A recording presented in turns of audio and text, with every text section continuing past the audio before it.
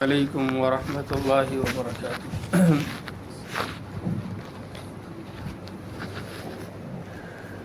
الحمد للہ رب العالمین والعاقبۃ للمتقین والصلاة والسلام علی اشرف الانبیاء والمرسلین وعلی آلہ واصحابہ اجمعین، اما بعد، فقد قال اللہ تبارک وتعالی فی کلامہ المجید والفرقان الحمید۔ فاعوذ باللہ من الشیطان الرجیم، بسم اللہ الرحمن الرحیم۔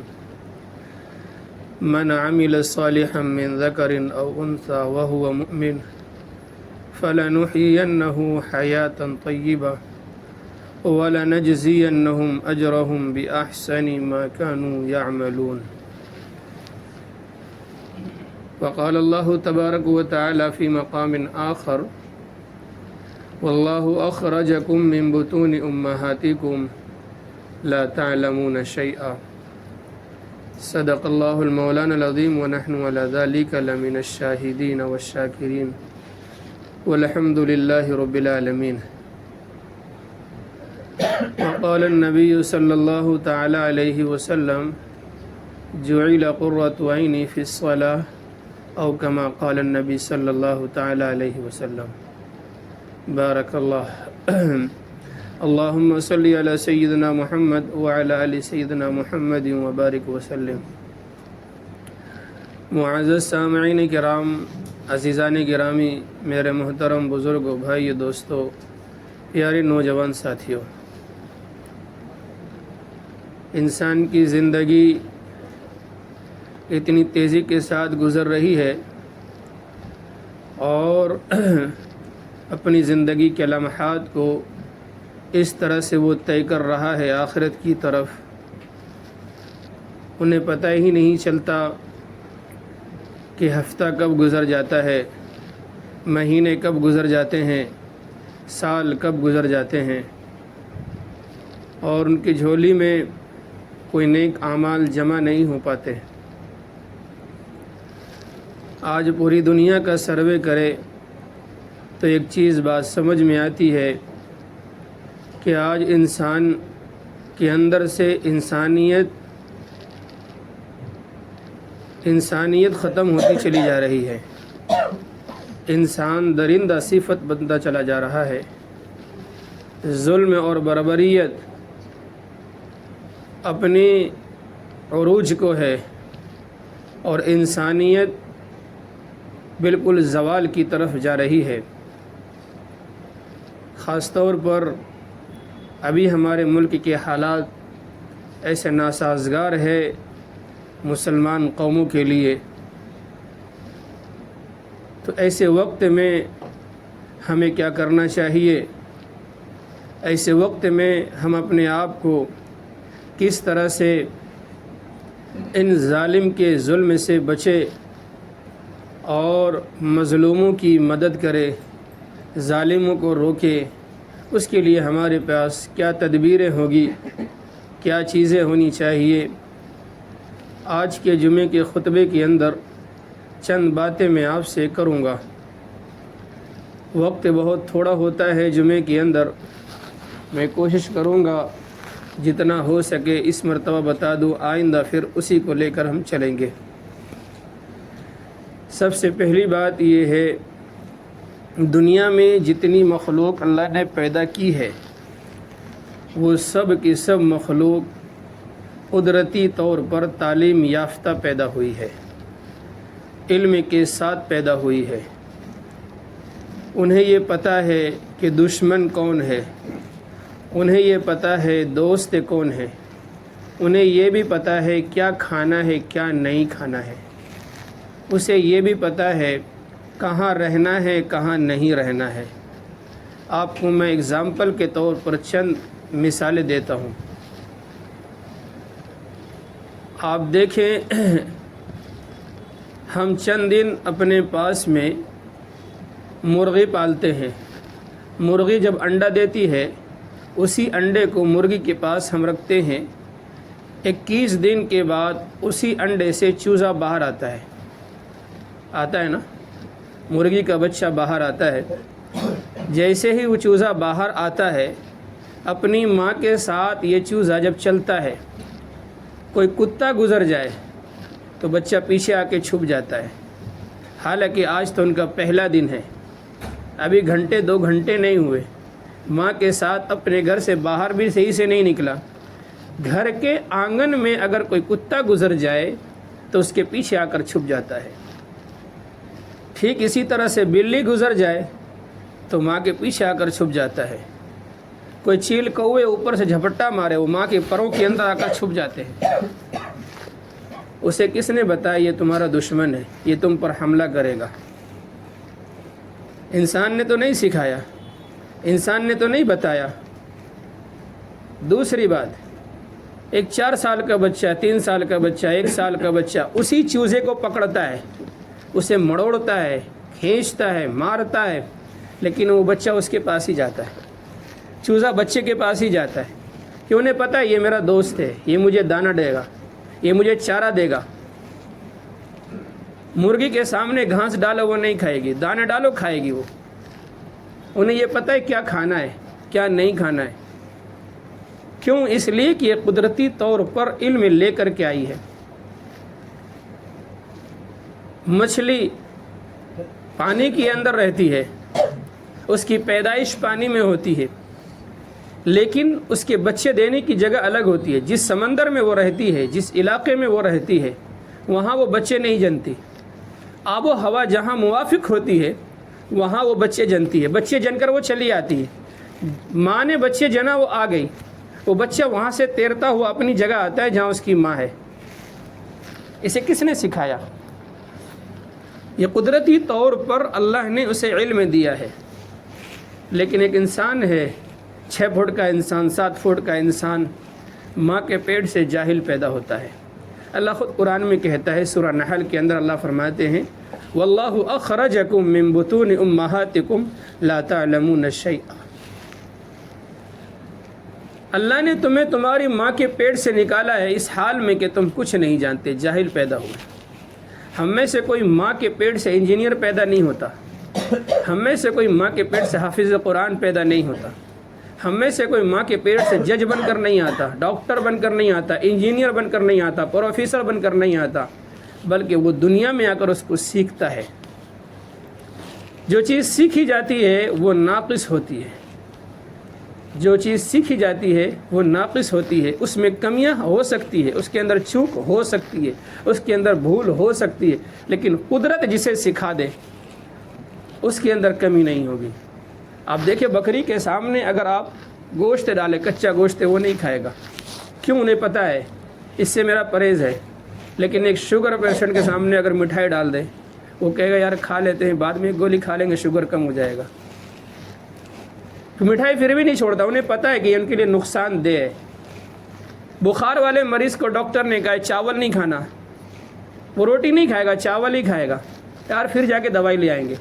کھانسی والے کو ڈاکٹر نے کہا کیلا نہیں کھانا، بنانا نہیں کھانا، ٹھنڈے پانی نہیں پینا، لیکن وہ ٹھنڈے پانی کے بغیر رہتا نہیں۔ انسان اپنے علم کے خلاف بھی عمل کرتا ہے اور اپنے علم کے مطابق بھی عمل کرتا ہے۔ کیوں؟ اس لیے کہ اسے علم سیکھنا پڑتا ہے۔ ہر انسان دنیا میں جاہل پیدا ہوا ہے، اور دوسری چیز یہ انسان کمزور پیدا ہوا ہے۔ خلق الانسان ضعیفا، ہم نے انسان کو کمزور پیدا کیا ہے۔ انسان کمزور بھی ہے، جاہل بھی ہے۔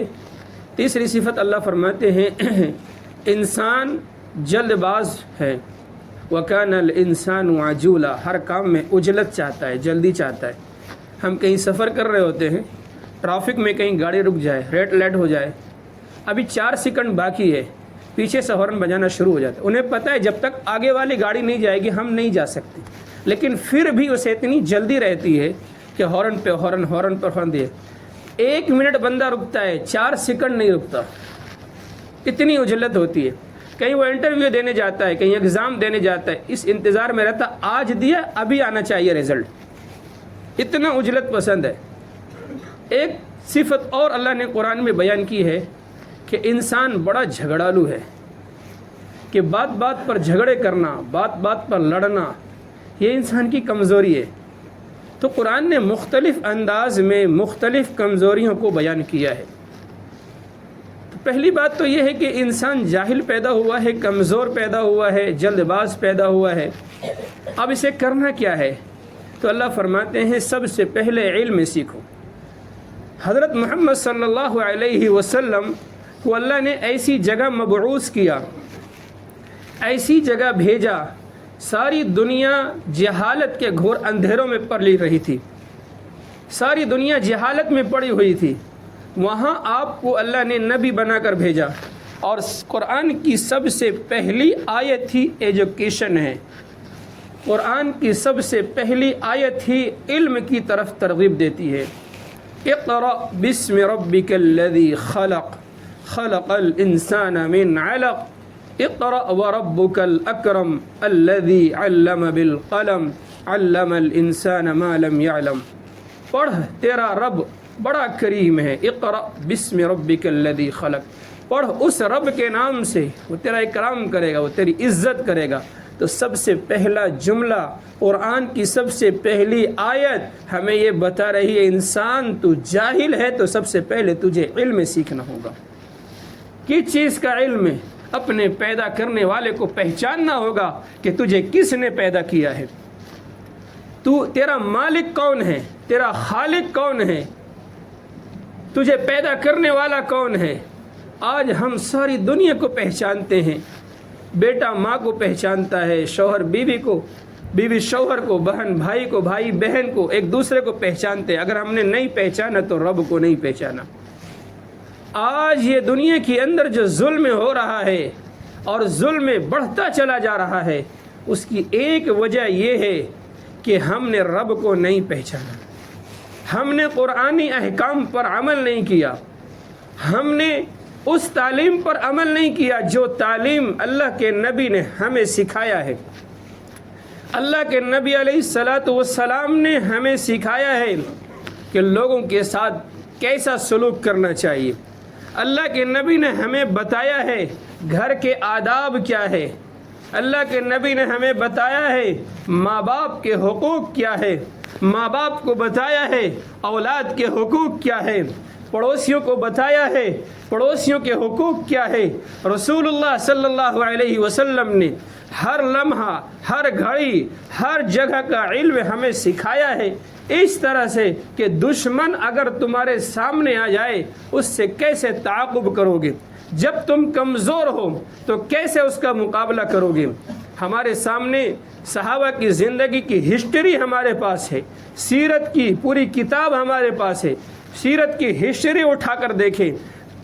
اسلام میں سب سے پہلی جنگ ہوئی ہے، اس جنگ کا نام ہے جنگ بدر۔ سب سے پہلی جنگ بدر ہوئی ہے، وہ رمضان میں ہوئی ہے، 17 رمضان میں، سن ہجری 2 ہے، ہجرت کے دوسرے سال 17 رمضان میں یہ جنگ ہوئی ہے، اور اس حالت میں ہوئی ہے مسلمانوں کے پاس لڑنے کے لیے ہتھیار نہیں ہے۔ آج لوگ کہتے ہیں کہ تلوار کے زور پر اسلام پھیلا ہے، انہیں بتاؤ تو صحیح، اسلام کی پہلی ہسٹری تو پڑھے۔ کسی کے پاس گھوڑے ہیں تو کسی کے پاس اسلحے نہیں ہیں، کسی کے پاس کچھ نہیں ہے تو کسی کے پاس کچھ نہیں ہے۔ آج لوگ الزام لگاتے ہیں کہ مسلمان دہشت گرد ہیں، مسلمان کبھی دہشت گرد نہیں ہو سکتا، مسلمان کبھی ظلم نہیں کر سکتا، مسلمان تو اللہ سے ڈرنے والا ہوتا ہے۔ جنگ کے میدان میں اللہ کے نبی علیہ السلام صف درست کر رہے ہیں، سامنے 1000 کا لشکر ہے، سامنے پورے ہتھیار کے ساتھ لیس لگا ہوا لشکر ہے، ان کے پاس ساری چیزیں ہیں، ساری سہولتیں ہیں، ان کے پاس کچھ بھی نہیں ہے۔ پھر بھی اللہ کے نبی علیہ السلام اپنے صحابہ کو جو تعلیم دے رہے وہ تعلیم میں بتانا چاہتا ہوں اسلام کس کا نام ہے۔ ایسے موقع پر سامنے دشمن کھڑا ہے، ادھر صحابہ کی صفیں لگی ہوئی ہیں، اللہ کے نبی صحابہ سے فرما رہے ہیں عورتوں کو نہیں قتل کرنا، بچوں کو نہیں چھیڑنا، بوڑھوں کو قتل نہیں کرنا۔ تو اللہ کے نبی مقابلہ کس سے کریں؟ یہاں اس سب میں بوڑھے بھی ہیں، بچے بھی ہیں، جوان بھی ہیں، آپ تعلیم دے رہے ہیں، سامنے دشمن ہے، طاقتور ہے، مضبوط ہے، اسلحہ کے ساتھ ہے، پھر بھی آپ اپنے صحابہ سے کہہ رہے ہیں بوڑھوں کو قتل نہیں کیا جائے گا، عورتوں پر ظلم نہیں کیا جائے گا، بچوں کو نہیں مارا جائے گا۔ ہے ایسا انصاف اسلام کے علاوہ کہیں دکھتا ہو تو بتاؤ ذرا۔ پوری اسلام کی ہسٹری اٹھا کر دیکھیں، جیسی تعلیم اللہ کے نبی نے صحابہ کو دی ہے، کیا ایسی تعلیم کسی اور قوم نے دی ہے؟ پھر بھی آج لوگ کہتے ہیں مسلمان دہشت گرد ہے، مسلمان فسادی ہے، مسلمان خون برپا کرنے والا ہے۔ نہیں میرے بھائیوں، مسلمان تو امن پسند ہے۔ مسلمان کے معنی ہی آتے ہیں امن کرنے والا۔ ہمارے مذہب کا نام ہی اللہ نے چن کر رکھا اسلام۔ اسلام کے معنی تھے امن، شانتی، سکون۔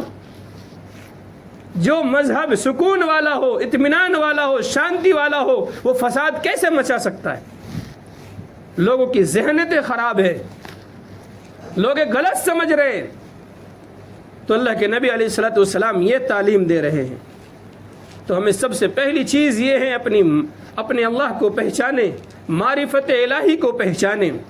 دوسری بات اللہ تبارک و تعالی نے حکم دیا ہے، من عمل صالحا من ذکر او انثى وهو مؤمن، تم میں سے جو شخص نیک اعمال کرے گا، من عمل صالحا من ذکر او انثى، مردوں میں سے ہو یا عورتوں میں سے ہو، وهو مؤمن، اس حال میں کہ وہ ایمان والا ہو، اس حال میں کہ وہ اللہ سے ڈرتا ہو، اس حال میں کہ وہ اللہ سے خوف کھاتا ہو۔